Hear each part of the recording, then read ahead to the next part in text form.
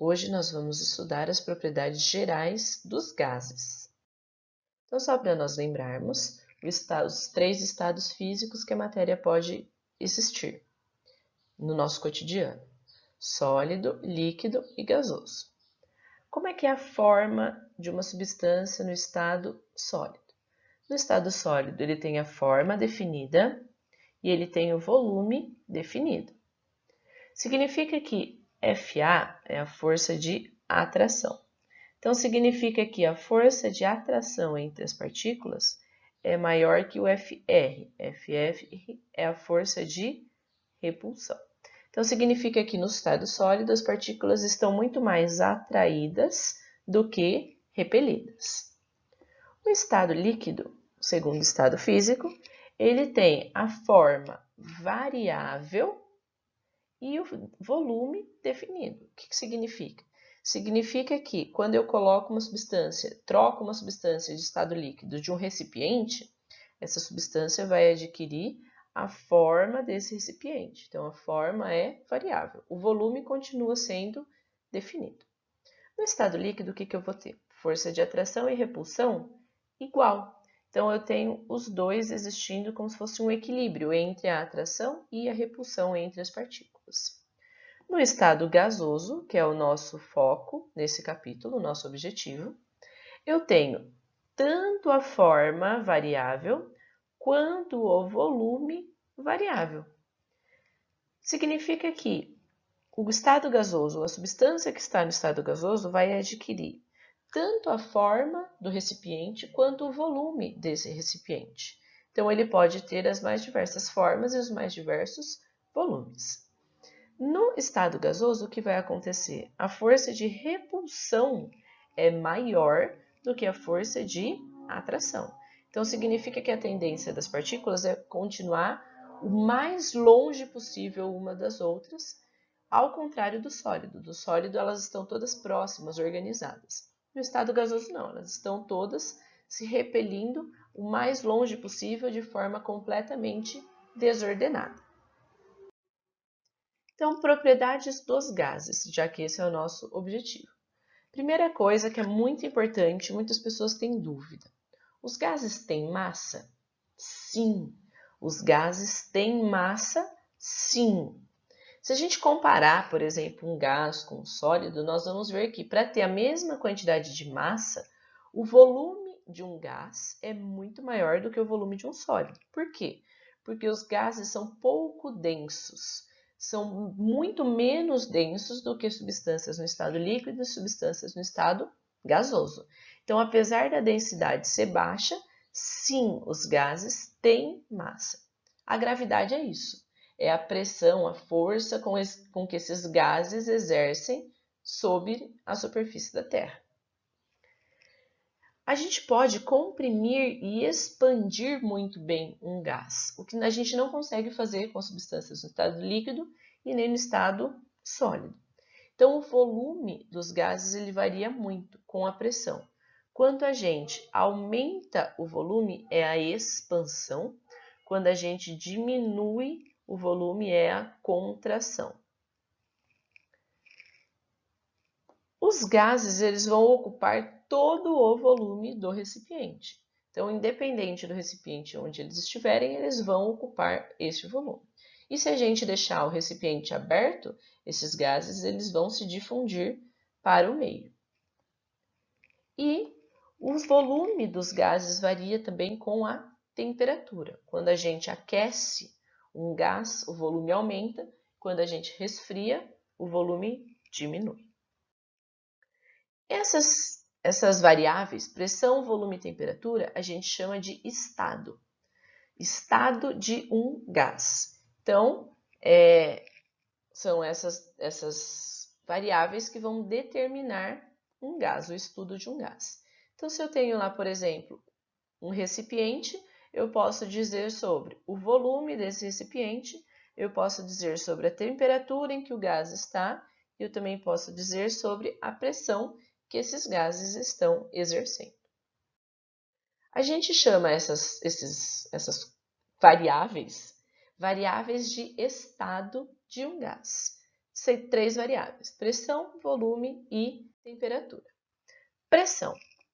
Pressão é o nome que a gente dá às colisões das moléculas dos gases com as paredes do recipiente em que eles se encontram, onde ele está. Então, como dá para ver aqui na animaçãozinha embaixo, os gases, as moléculas dos gases estão em constante movimento desordenado, e conforme eles vão se chocando com as paredes do recipiente, eles exercem uma força, uma pressão. Então, a pressão é o nome que se dá à quantidade de força nas paredes do recipiente onde esse gás está. A experiência de Torricelli foi muito importante para a gente pensar em pressão, principalmente na relação da pressão atmosférica. O que ele fez? Ele colocou mercúrio dentro de um tubo de vidro fechado na parte de cima, completamente cheio, e também colocou mercúrio, então aqui o tubo de vidro, e colocou mercúrio num recipiente. Colocou esse tubo de vidro de ponta cabeça dentro do recipiente e destampou. Quando ele fez isso, o que ele observou? Ele observou que uma parte do mercúrio que estava lá em cima no vidro, dentro do tubo de vidro, desceu. A quantidade que desceu, ele montou uma escala. E aí, para uma atmosfera, que é o nível do mar, a altura do mercúrio dentro do tubo de vidro foi de 76 centímetros. 76 centímetros de mercúrio, ou 760 milímetros de mercúrio. Milímetro de mercúrio é uma unidade de pressão também. Além dela, nós temos lá o ATM e também tem o quilopascal, que é a unidade no sistema internacional. Se a gente varia essa experiência de acordo com a altitude, nós vamos ver também que o tamanho da coluna de mercúrio também muda de tamanho. Esse link que está aqui embaixo, ele leva a um vídeo muito legal que explica justamente essa experiência. Então, quais são as unidades de pressão que nós vamos utilizar nos exercícios? Primeiro, no sistema internacional, que é o que estabelece os padrões de medida, é em Newton por metro quadrado ou em Pascal. Só que nos exercícios que a gente usa geralmente em gases, essas unidades, as unidades de pressão vão ser ATM ou milímetro de mercúrio. Mas entre todas elas a gente consegue estabelecer uma conversão. Então, 1 atmosfera, 101.325 Pascal, 1 atmosfera, 760 milímetros de mercúrio. Então, 1 atmosfera, 760 milímetros de mercúrio equivale a 101.325 Pascal, certo? Então, em alguns exercícios a gente vai ter que fazer a conversão, mas principalmente a conversão acontece entre milímetro de mercúrio e atmosfera. Volume. O volume é o espaço ocupado por aquele recipiente.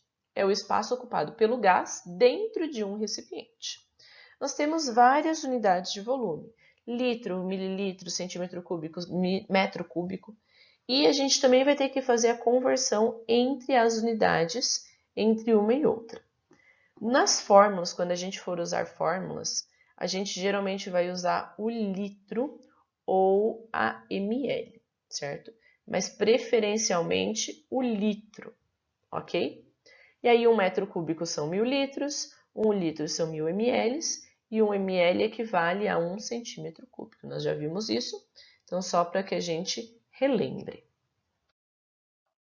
Por último, a temperatura. A temperatura ela mede o grau de agitação das partículas de um gás. Então, significa que quanto maior é a temperatura, maior é a velocidade dessas partículas, maior é a agitação, o movimento dessas partículas. Nos trabalhos científicos, e quando a gente for falar de gás, a gente sempre vai usar a escala Kelvin, certo?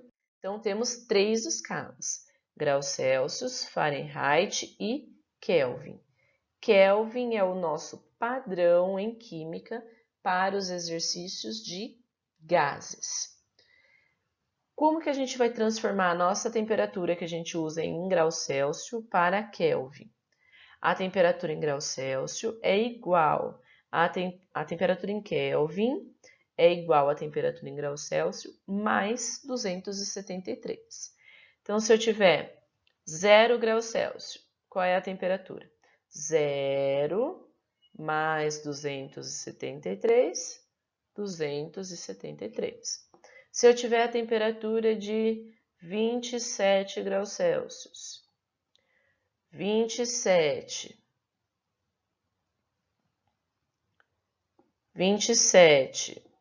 mais 273, 300 Kelvin, certo?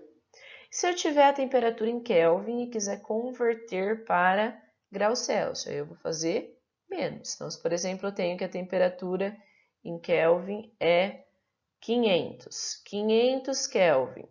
Quantos graus Celsius mais 273? Se aqui está somando, vai vir para cá, subtraindo. 500 menos 273. Isso vai ser a temperatura em graus Celsius.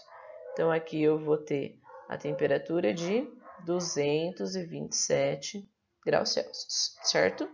Então, essa daqui é a escala que nós vamos usar para fazer a conversão entre temperatura em Kelvin, temperatura em graus Celsius.